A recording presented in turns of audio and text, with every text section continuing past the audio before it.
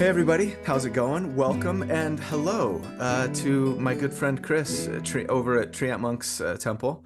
Hey, Colby. How are you?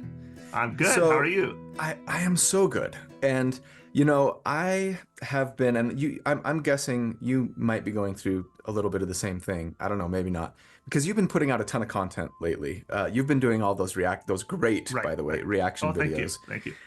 to all of the stuff that Wizards of the Coast themselves is putting out, and I, like, I'm sure many of the people watching have kind of gotten in the habit now of being like, oh, like I want to be there when they're premiering and like chatting with everybody, and then they start talking. I go, I'm just gonna wait until until Chris puts his stuff out, so I don't have to watch this twice.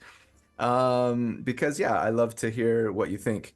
Thanks. And more often than not, I kind of thought maybe I should do some reaction videos where I'm like, nah, like most of the stuff that Chris says, I'm just like, yeah, I don't really have anything to add to that, so why would I, fix what's not broken?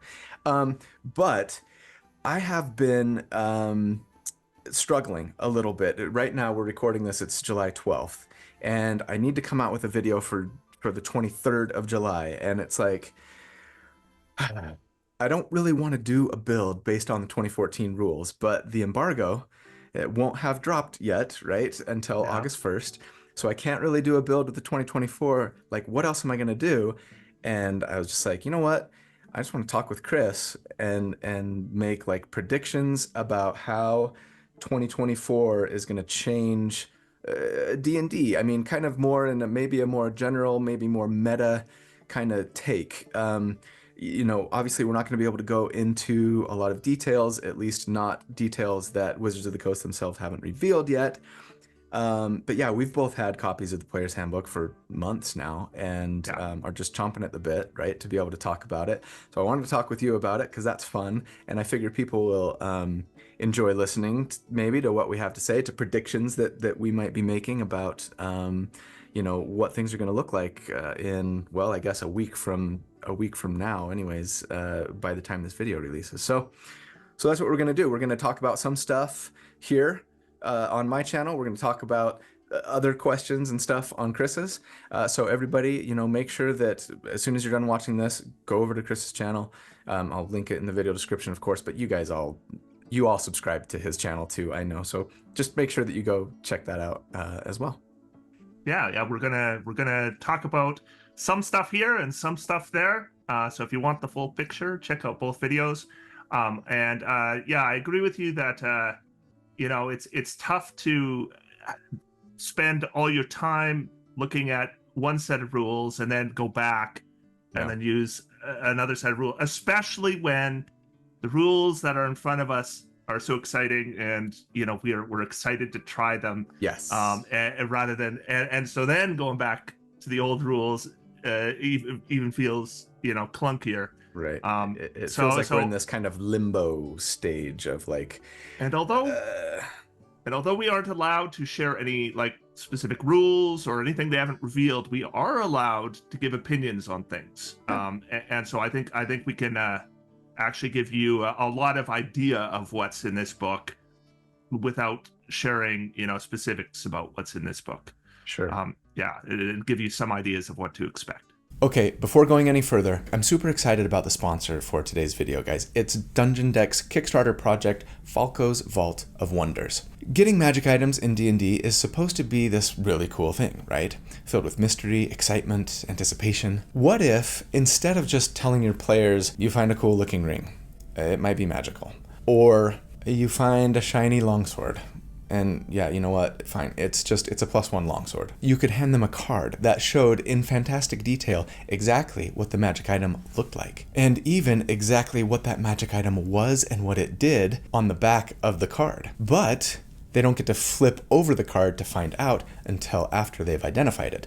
Better yet, they won't know if it's a cursed item until it's too late. This is exactly what Falko's Vault of Wonders is here to do. Bring additional immersion, intrigue, and fun into magic items in D&D. They've got over 240 new, unique, and powerful magic items spread out over 11 decks. I'm talking weapons, armor, trinkets, staffs, wondrous items, cursed items, even class-specific and sentient items. I mean, how much cooler would it be if instead of telling your players, roll a D100 to see what magic item you get, you got to say, pick a card. Any card. Ooh.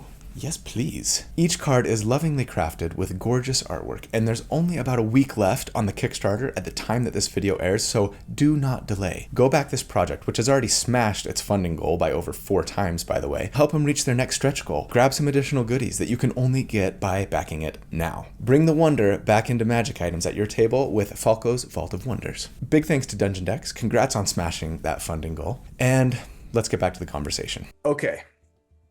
Question number 1, and just so everybody knows, like Chris and I kind of prepared a little bit of some questions beforehand, and then thought maybe we'll kind of talk about those, and then with whatever time is left, we'll sort of talk about we'll maybe pull a question or 2 or 3 from our patrons or YouTube channel members, in my case, and the Discord server that they have access to. So we kind of threw it out there for members and patrons to submit questions to us too.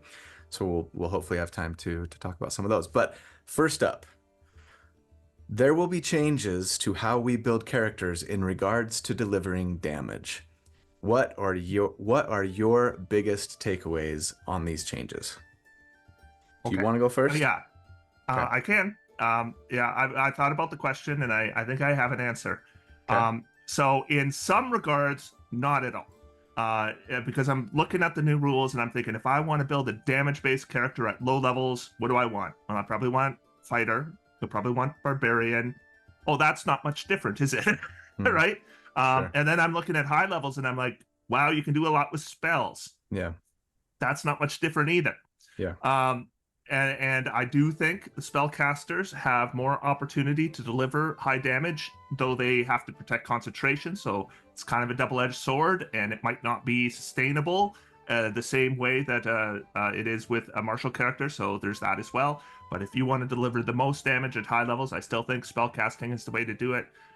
If you want to deliver more damage at lower levels, I still think your classics are the way to do it. What's going to change is what subclasses you might consider, what feats you might consider, and which spells you're using. Those things all might change. Right. That's my impression. What about you? Yeah. I think for me, one of the biggest things that I'm kind of feeling and noticing. First off, let me say I agree. Extra attack is still extra attack, right? And if you're looking at, like, especially sustained damage or whatever, it's hard to say, yeah, like getting 2 attacks with a big weapon or a couple of weapons or a ranged weapon or whatever is generally going to outpace whatever a spellcaster can do at low levels. Cantrips are really the only sustainable form of damage that casters get, and Eldritch Blast is great. Maybe you might see still some Eldritch Blast type builds that can almost sort of get close to keeping up, but yeah, at the end of the day, I think you're still looking at martials. But then yes, at high levels, without spells, you tend to peter off. As good as they've made straight classing now, or at least by comparison, I think that they've improved things in that regard. That was a question from my patron, actually, so maybe I'm jumping the gun here, but I think it's more enticing for most, if not all classes, to kind of stay with their class, even into kind of mid and late game. But yeah, it's still going to be hard to argue, at least just from a damage perspective, that even a martial wouldn't be better off into late game picking up some spells. But then the question just becomes, at what point do you jump off, and are you going to be a little bit weaker at some point until you get the spells that you really want in order to, augment your damage, etc. But you know what? You're right. Like, that's kind of how it was. So maybe it hasn't changed too much in that regard. There is one thing you said that I do have a comment on, is you talked about Eldritch Blast. I don't think Eldritch Blast is going to keep up anymore. I think I used Eldritch Blast plus Agonizing Blast as my baseline. Yeah. I don't think it's going to work as a baseline anymore, because the damage isn't... it does the same damage, but it's everybody else does more. got a little bit better. Yeah, no, Everybody you're else right. does more. You're Yeah. right. One thing, one of the biggest things that I've felt, noticed, felt as I've been reading through things and trying to prepare content is it seems to me that Wizards has really gone to lengths to reduce burst damage in general. Yeah, for Um, sure. so, which, you know, we can debate on whether that's a good thing or a bad thing, but I think the result is it almost feels like the floor has been raised a little bit, but the ceiling lowered is kind of almost how I think about it, like as far as the damage potential. Um, Yeah. I don't know. I mean, the elephant in the room, of course, is Divine Smite, right? yes. Um, And but we can talk about that because they have. at high levels, was Divine Smite really your best way to deliver damage? I don't I know if it mean, was. When you think about high level spells, was Divine Smite keeping up with those? I with don't know if Meteor it was. Swarm. Or shape change. Sure, sure. Yeah. I think, yeah, to me, it was almost like I've done plenty of builds on my channel, and, you know, I'm sure you know this, where, you know, when I build for burst damage, I kind of say, okay, let's pretend that we're spending all of our available resources or all of our best and most powerful available resources to do as much damage as we possibly can in one single round, right? What's the sort of max potential here? And a lot of times, if you look at my spreadsheets or whatever that I keep that I share with people, it's like a lot of the biggest sort of leaders on the Nova damage were like builds that were getting lots of attacks and could smite, you know, at high level.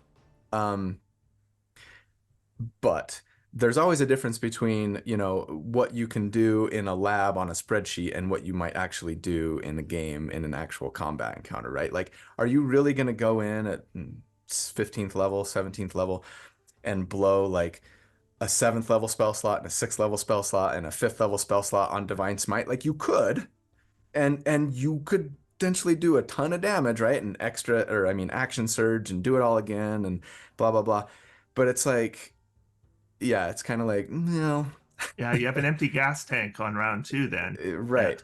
Maybe at a table where you're only getting one big combat encounter per long rest, you know, and those exist. In fact, I've played the table that I play at or that I have played at tended to be that way. It was almost like you'd get one, maybe two combat encounters, right? And they were big set pieces and like, you know, complicated, you know, not a lot of skirmishes going on, just like these big, okay, and now here's the combat encounter for the day.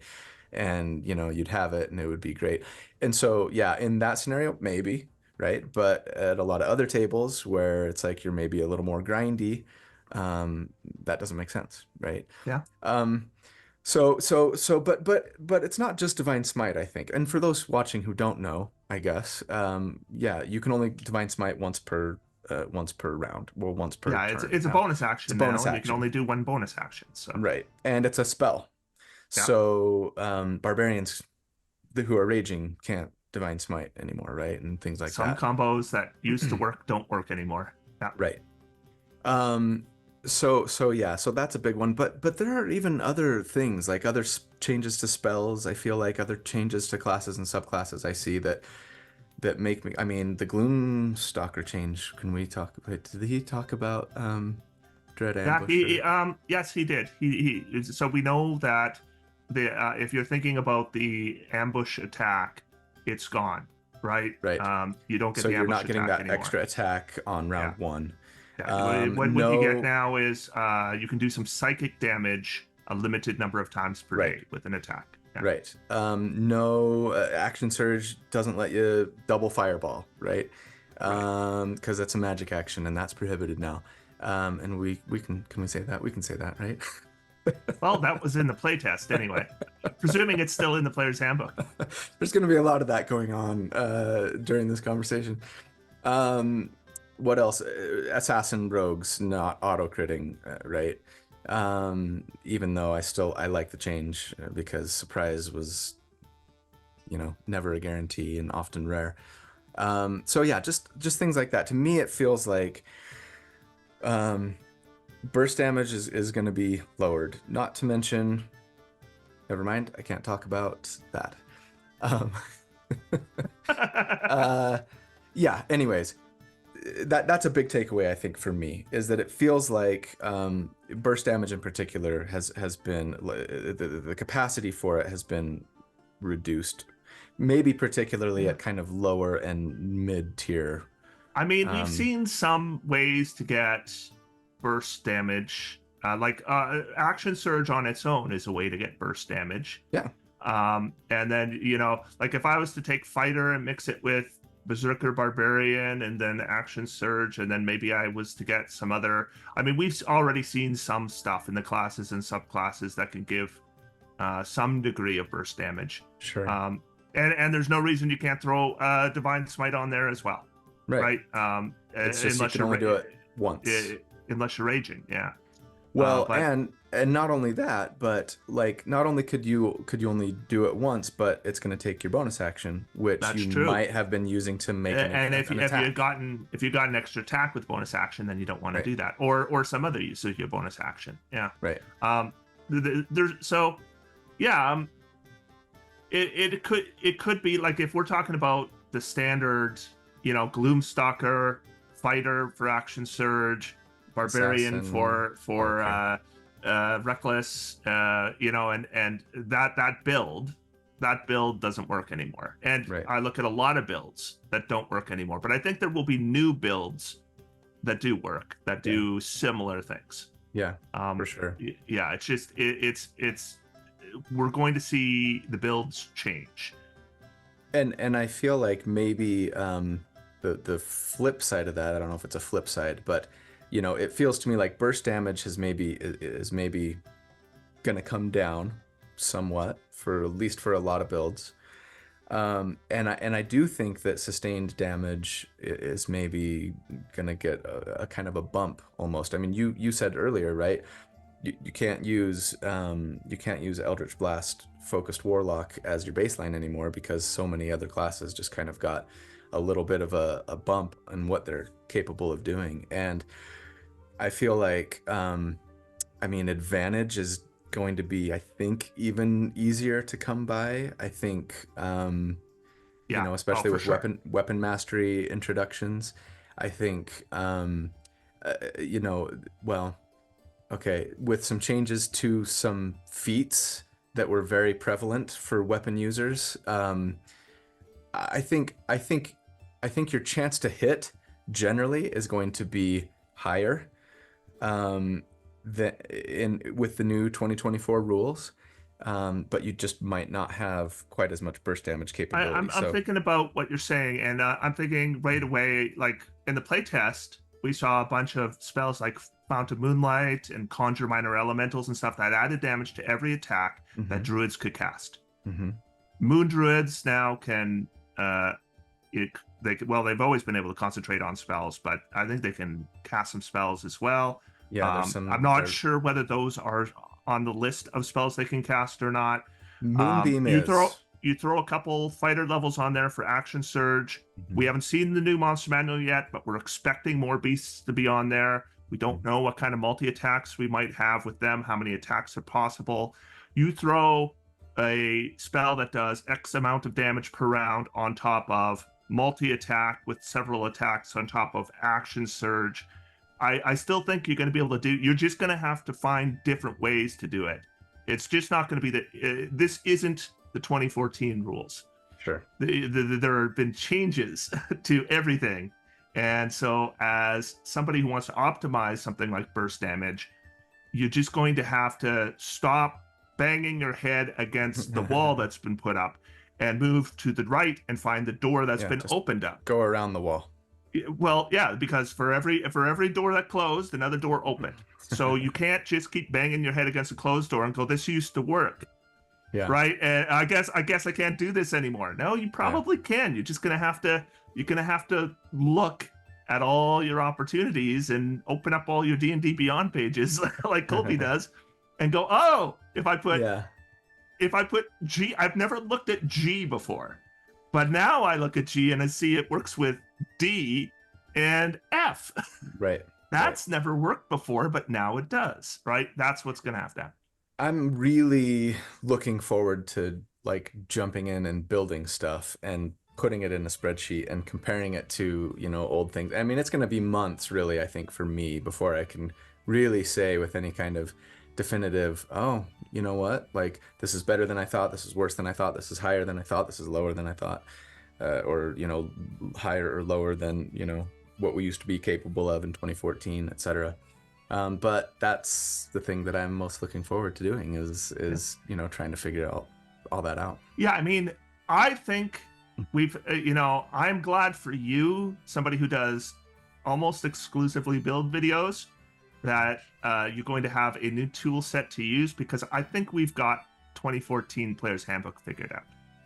Right? Like we've got it figured out. You can take the same tricks and put them in a different order only so many times before it's just the same tricks over and over and over again.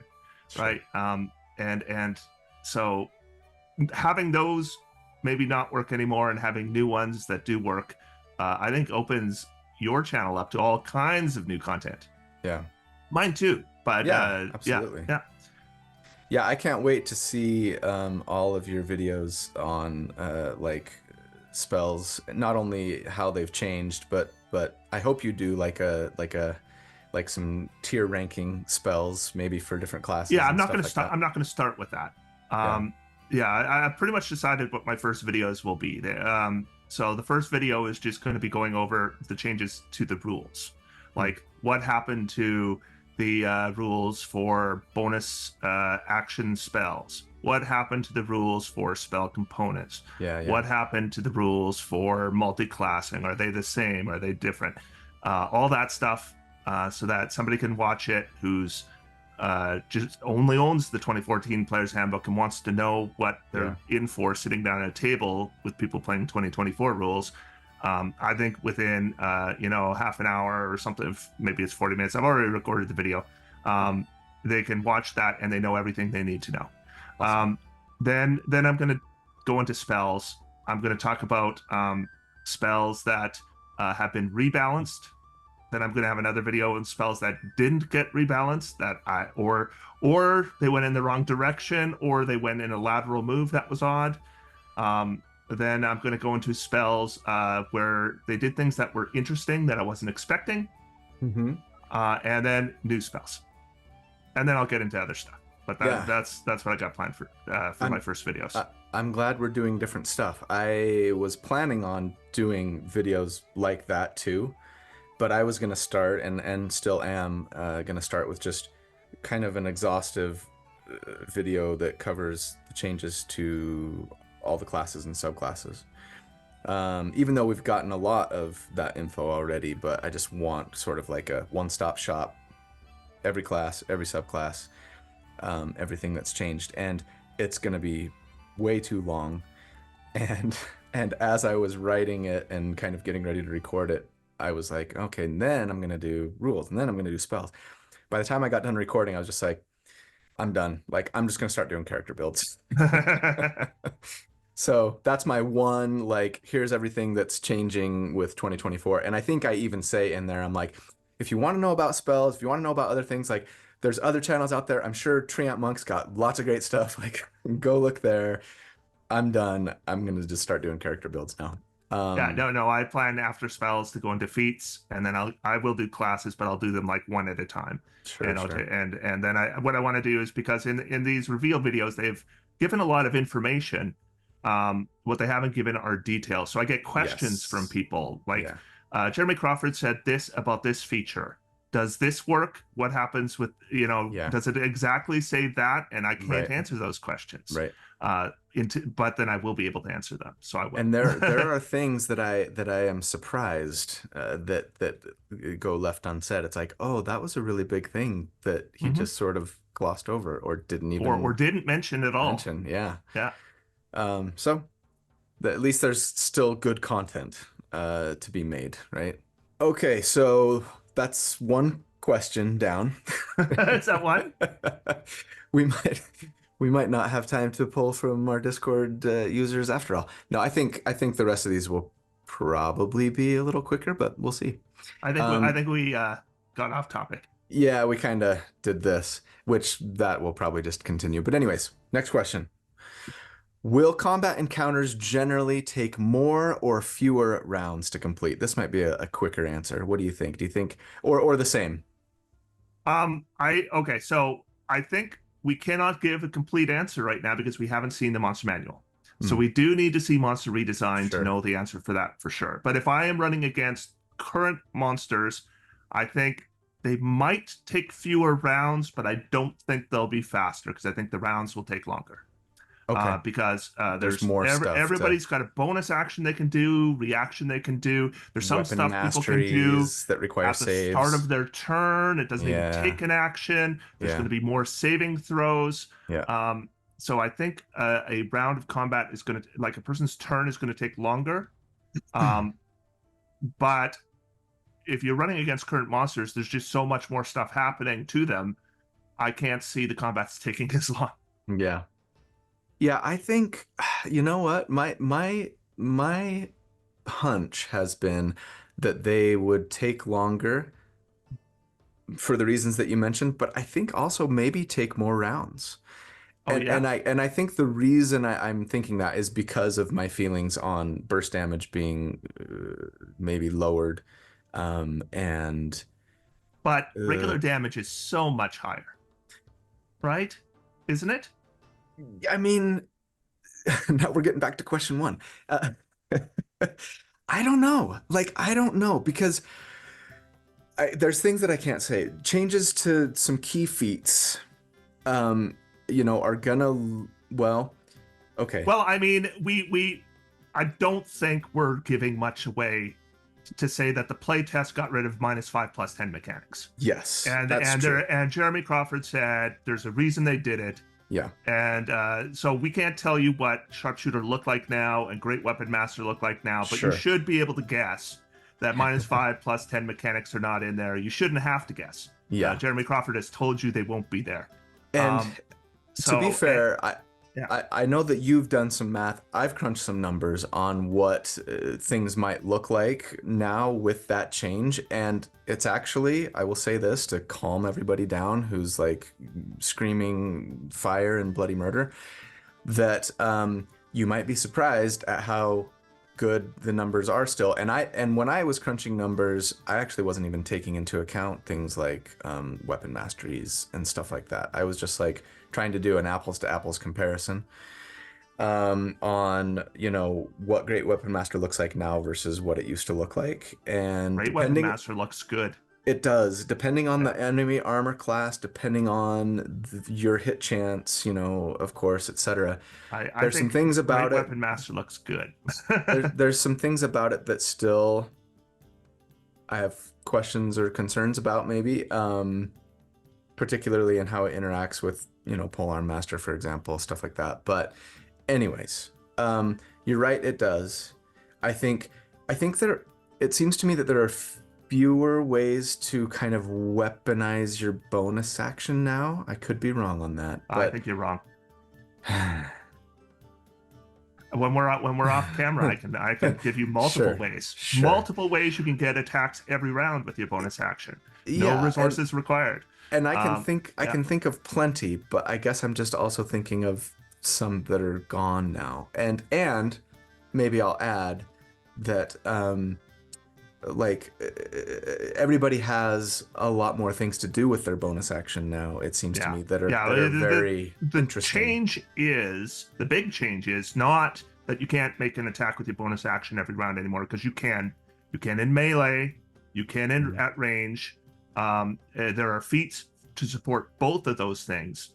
Um, the thing that you can't or the thing that has changed is that's not necessarily the best thing to do with your bonus action anymore. Right. Right. That's the change because there's so many other like bonkers bonus actions you can do now Yeah. that one more weapon attack maybe isn't the best option anymore. And something that I love, things that used to take a bonus action, oftentimes now you can build it so that they don't take a bonus action anymore. Or Yeah, maybe that feature has changed so that it doesn't yeah. require a You bonus just action. reminded me that there are two feats that support that give you a bonus action attack in melee every round.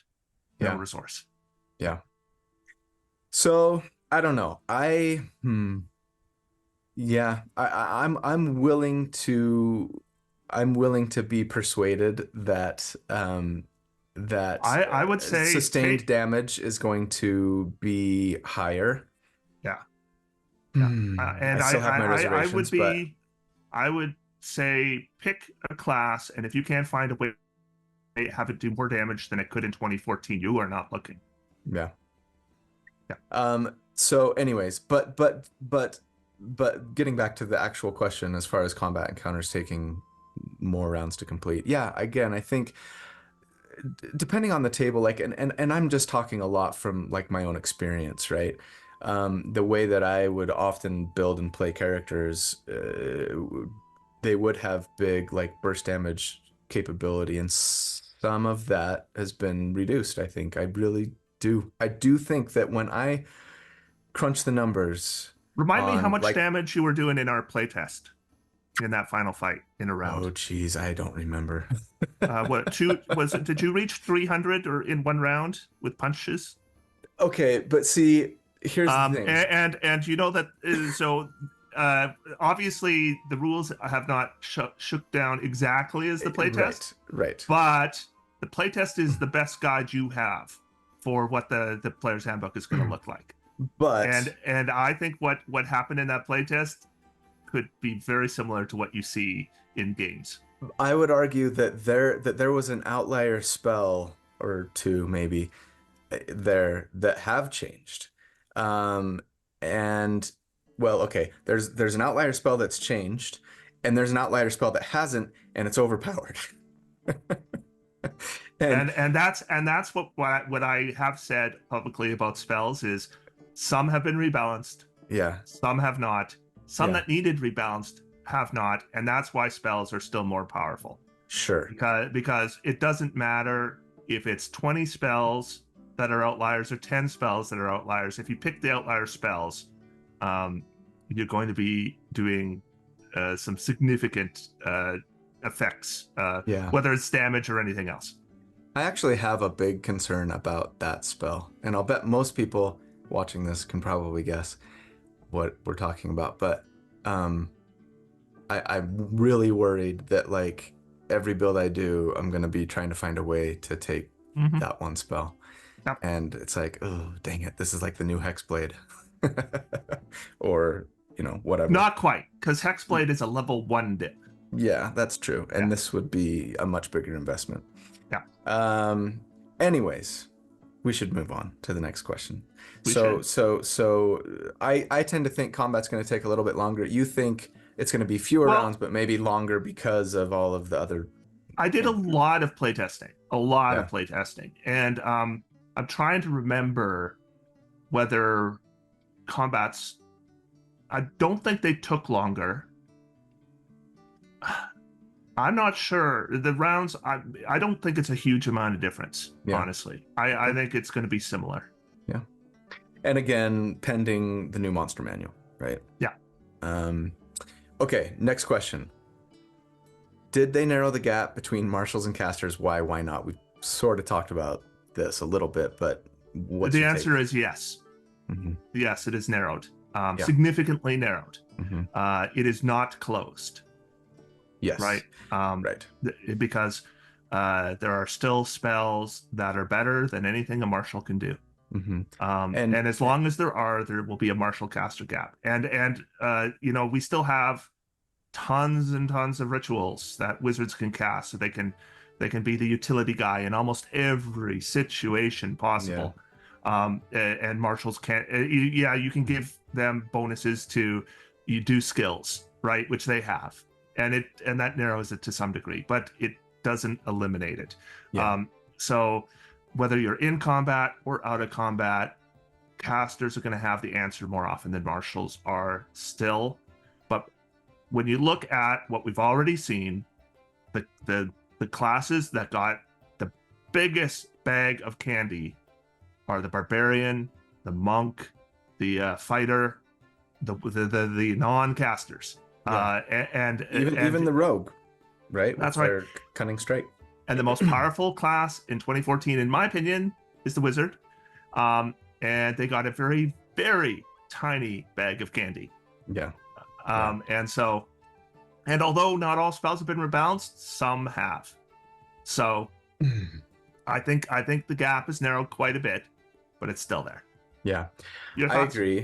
I agree. I think the gap is narrowed. I think it's still there. I think the thing the things that they have done to most narrow the gap, in my opinion, is not the damage buffs that Marshall's got, which are there, right? And the weapon masteries, but it's the additional things that they can do on top of deal damage, because and I've said things like this a lot, and I'm sure you probably have too. Like, I think the thing that made Wizards the most powerful class in 2014, on that we can agree, is not that they could do more damage than anybody, though depending on the situation, depending on what you're trying to do, maybe they could, or at least compete. But it was, wall of force and hypnotic pattern and fear and et cetera, et cetera, et cetera. And right? Leomund's tiny hut. Sure. And all the utility, catnap. And alarm.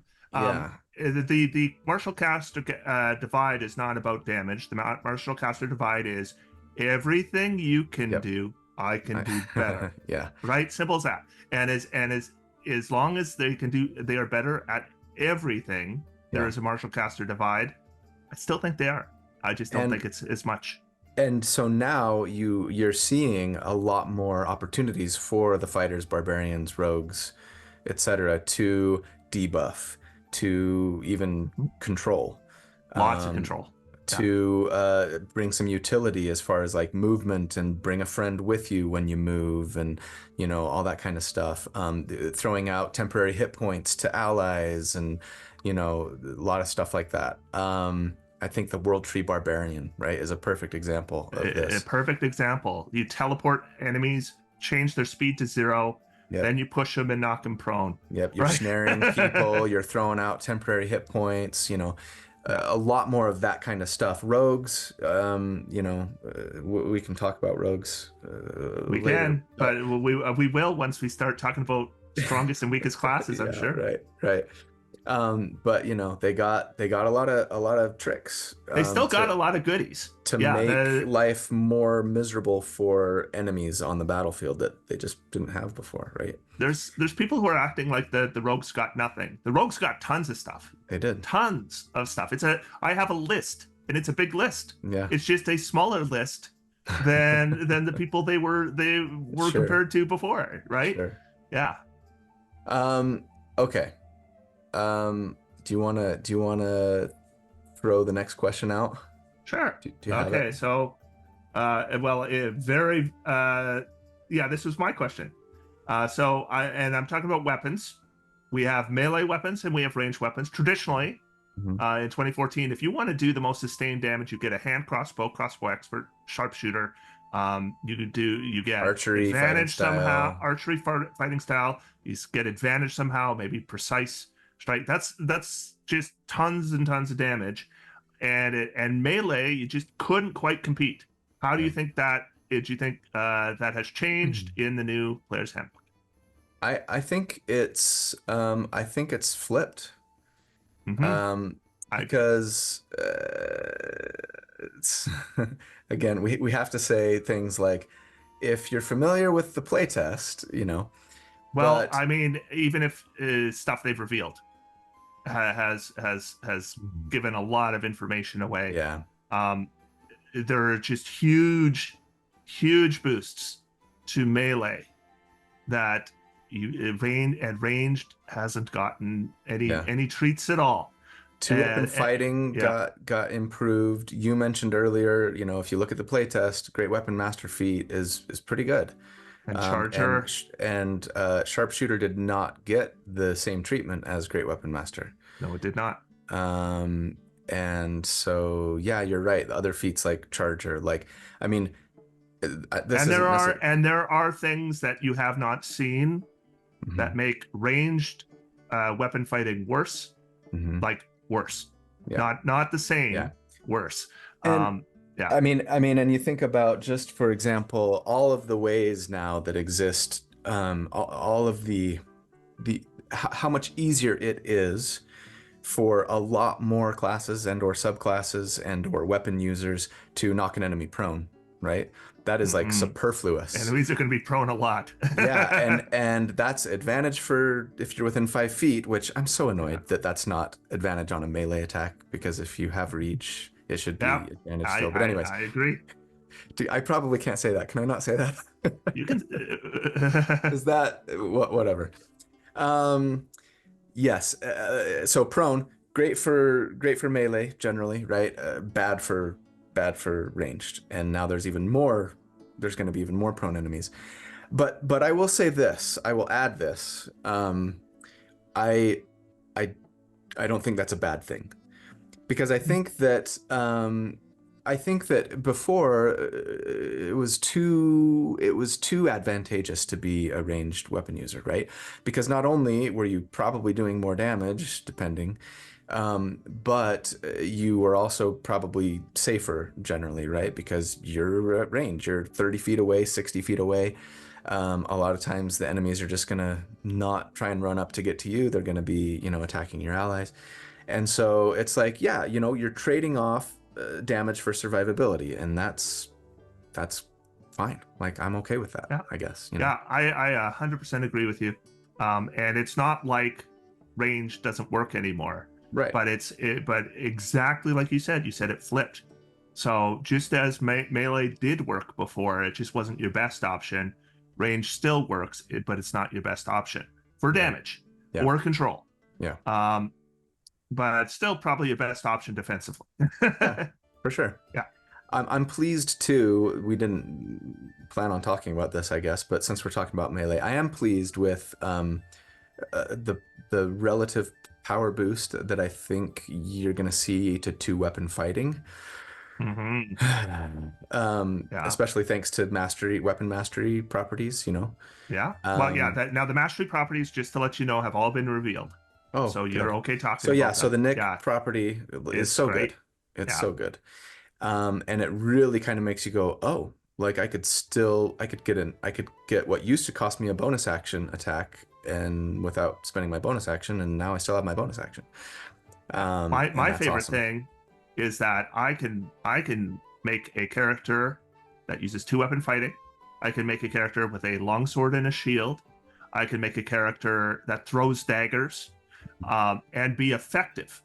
And I don't have to go with polearm, and I don't have to go with hand crossbow. I could and make a good character that way, but it's not necessarily going to be better. And I love that so much. Yeah, absolutely. It does feel like the options have been sort of opened a little bit.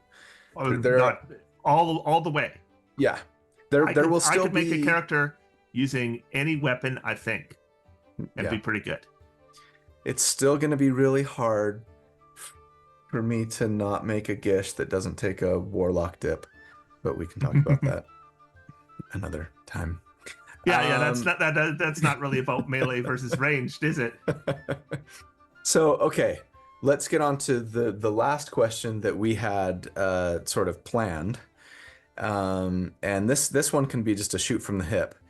Okay. I want to know what you think. Let's start with the bad news and end with the good. What is the new weakest class? I think I know what you're going to say. So let's say them at the same time. Okay.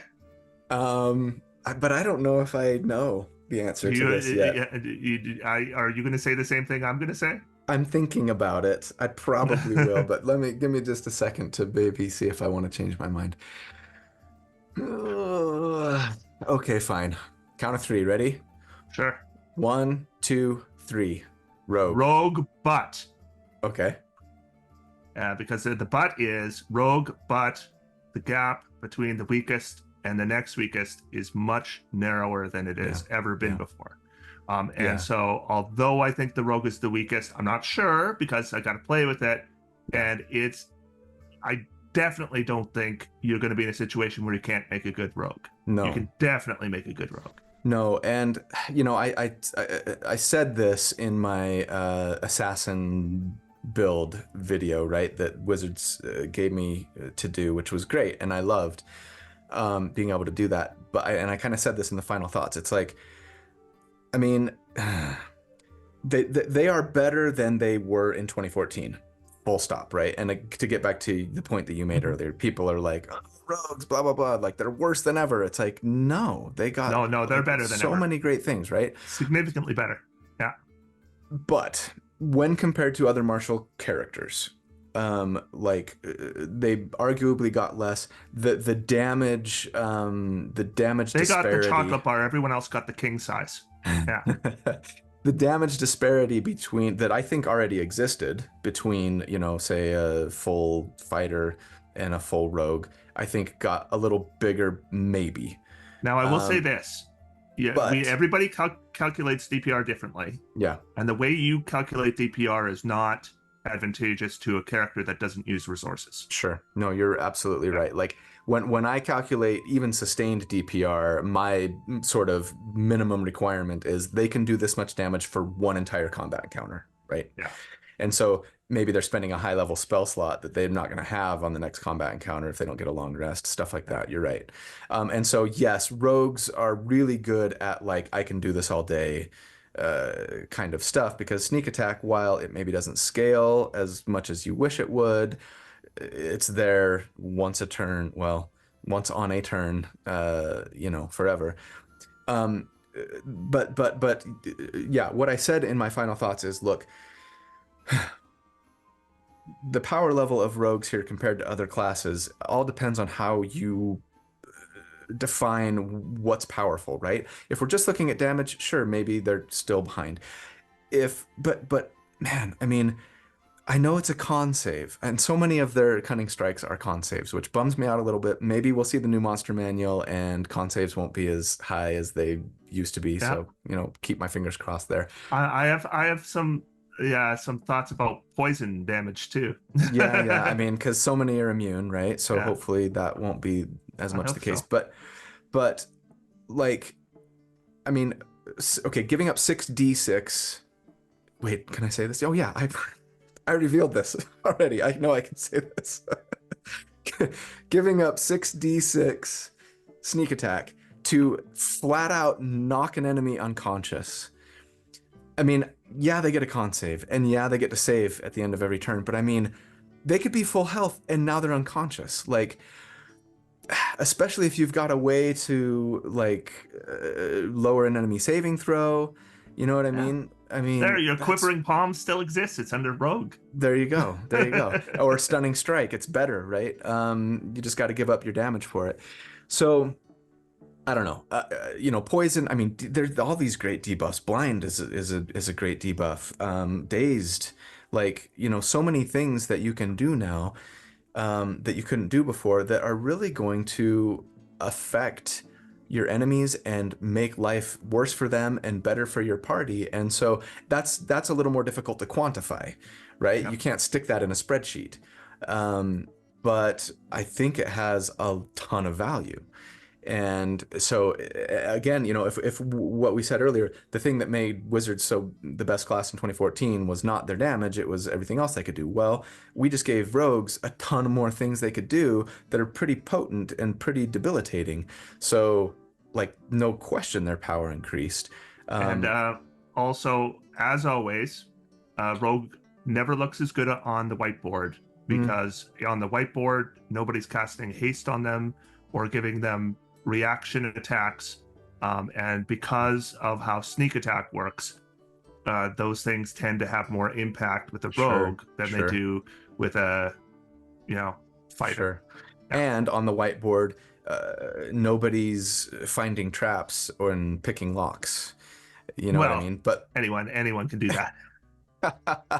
I mean, not anyone, but a lot of people. You can make any class able to do those things, especially with how much more prevalent expertise is now. But there's no question, reliable talent comes in earlier, right? Level 7 now. That's and Incredible. you're getting more skills, Mhm. skill proficiencies in the first place, and you are getting expertise and skills. Um, so you know, but then again, everyone's Everybody gotten better at else, skills. yeah, yep, Everybody. The yep, ranger has yep, triple as many expertise as yep, they used to. yep. The fighter now has a new feature where they can use their second wind to help Hmm. their ability Hmm. checks. Uh, Barbarians Barbarians can now use can use strength for strength with and everything. will have advantage on all these different skill checks. I So make a stealth check. Okay, roll yeah, your strength score, I guess. yeah. But I just yeah, I don't buy that like there's I'm seeing some talk now. Oh well, rogue's the new monk. No, no, it's not. No, No, no, it's definitely there's not that. always going to be a class that's the weakest, but there's not always going to be a 2014 monk. Yeah, sadly. Um, okay, strongest. Yeah. Strongest Are we doing class. 3, 2, 1? Yeah, I think again, this for me is like probably, but it depends on whatever. Anyways, I'll say something. It's these are subjective, one way or Yes, the other. absolutely. We're always Absolutely. right because it's opinion. Yeah. Okay, ready? Okay. Strongest class. 1, 2, 3. Ooh, cliffhanger. If you want to find out our answer, you're going to have to go watch it over on Chris's channel. So go check it out. Treantmonk's Temple. I'll link to it in the video description and the pinned comment if you need a link. And yes, tune in then on August 1st. That's going to be the next full-length video that I'm going to post to the channel, and it's where I'm going to release the megalith that will be the every change to every class and every subclass video. It's gonna be like 3 or 4 hours long, you guys, but it's gonna be full of so much good information. Also, if anybody's gonna be at Gen Con in Indianapolis, August 1st through the 4th, I'm gonna be there, so let me know. Look me up, come say hi. All right, love you guys. Thanks for everything. Take care.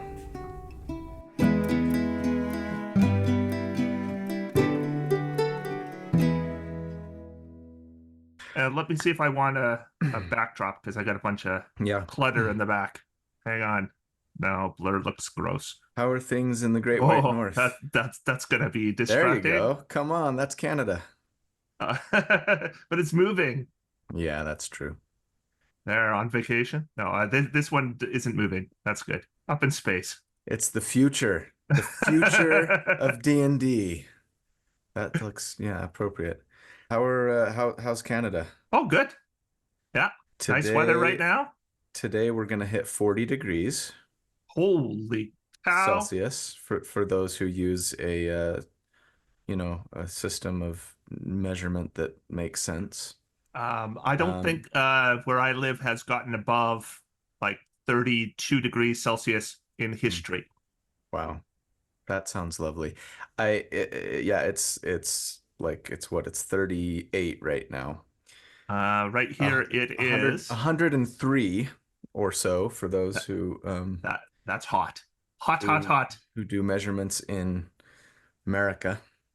I am currently at, in Fahrenheit, 70 degrees. Oh man, I am so jealous. In fact, I'm channeling my Canadian. I'm like what would it be, like a reverse snowbird? Like I want to be here in the winter when it's Yeah. snowing and I can go skiing, and then in the summer I just want to go as far north as possible. Like get me to Canada or at least like the Pacific Northwest. Yeah, I hate July.